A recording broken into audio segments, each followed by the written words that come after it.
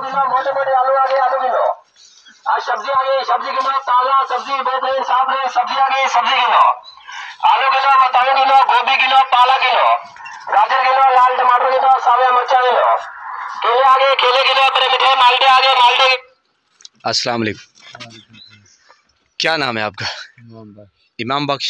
कौन सा इलाका है? बलोच वाला। सुदलापुर में। अच्छा। क्या हालात हैं? ठीक है।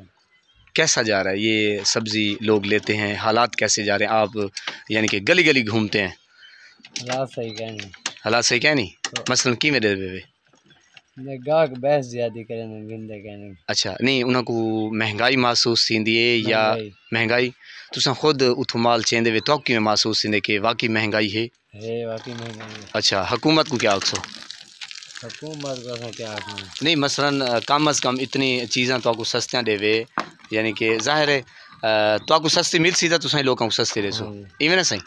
तो जन तो सस्ती ना मिल सी तुसां खुद महंगा चेसो सौदा दा अगू गरीब किवें गिनसे? इवें है गाल कहनी। चलो अल्लाह पाक आसाने पैदा करे, मेहरबानी।